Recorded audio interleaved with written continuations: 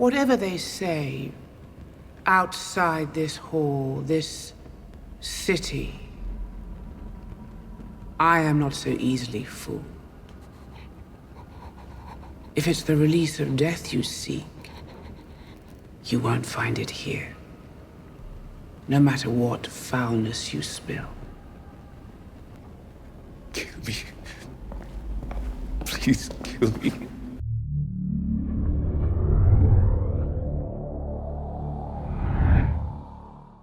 Days after the returning mages are settled in the White Tower, the group holds a general meeting spearheaded by 𝐒𝐤𝐤𝐤, the organization's leader and holder of the highest Aes Sedai position, the Armorland seat. The Reds, Greens, and Blues, represented by Liandrin, Moiraine, and a powerful mage named Alanna, arraign before the Armorland seat. The meeting's first action is to hold a trial for 𝐒𝐤𝐤𝐤 to determine his punishment. Having already had his powers taken away during battle, his trial goes quickly, as 𝐒𝐤𝐤𝐤 sentences him to a life of constant surveillance. Once he's taken away, the mages begin debating internal affairs. Liandrin, who has a vendetta against Moiraine and the Blue faction, points out the sorceress hasn't been doing her job correctly. She explains the role of the Blues is to act as spies, collating information, including the location and recruitment of new talent. However, despite this, Moiraine had Nynaeve, a potentially powerful mage, in her care and never realized her potential.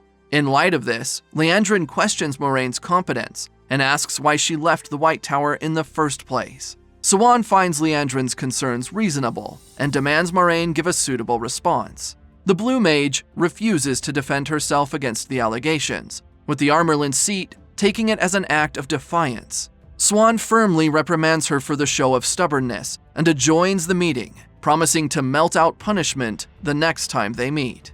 After they conclude, Moiraine and Lan get word of Mat and Rand's arrival in the city. The Blue Mage, alongside her warder, visits the two men in their inn and is shocked to find Mat in a sickly state. Believing she's there to capture Mat, just like the Aes Sedai did with 𝐒𝐤𝐤𝐤, Rand pulls a sword to defend his friend, but Lan easily disarms him.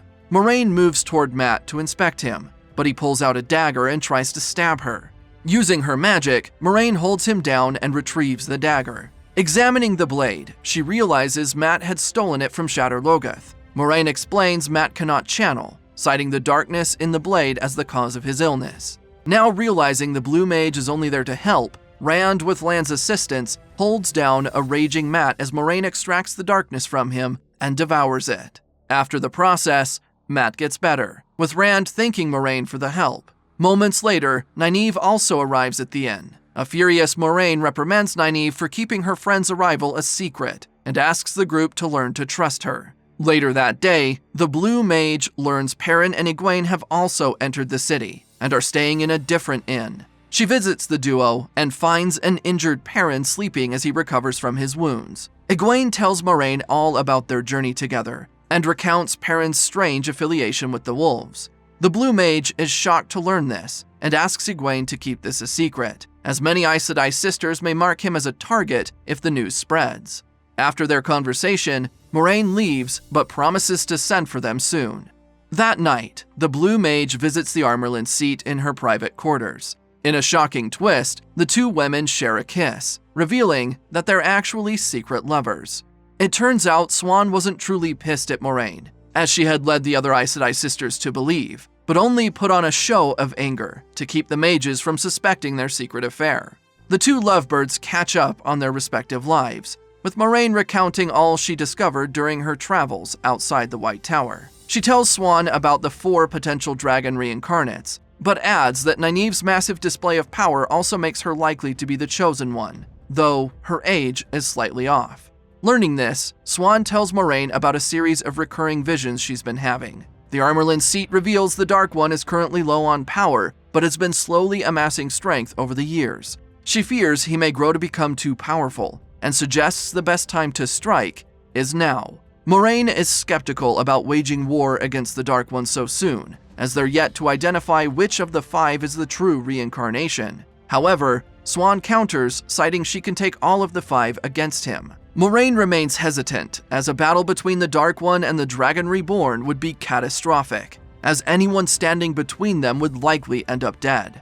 Despite the dangers, Siuan convinces Moiraine to take the team and strike now, but reminds her to be careful of the Dragon Reborn, stating he or she may also be swayed to join the Dark One. Moiraine notes this and vows to protect them from the Dark One's influence.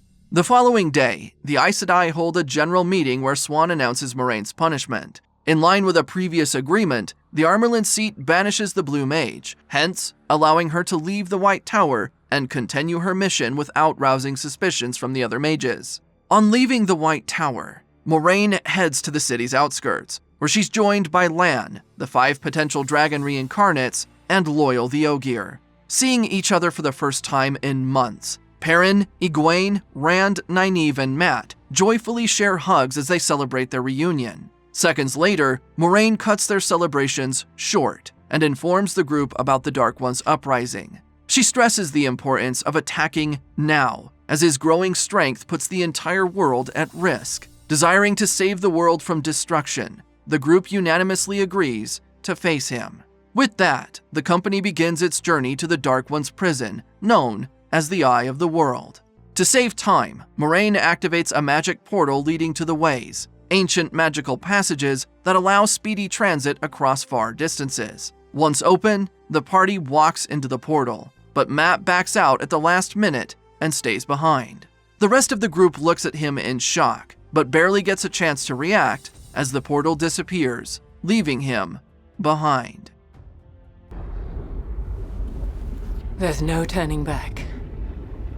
Whatever happens now is beyond our control.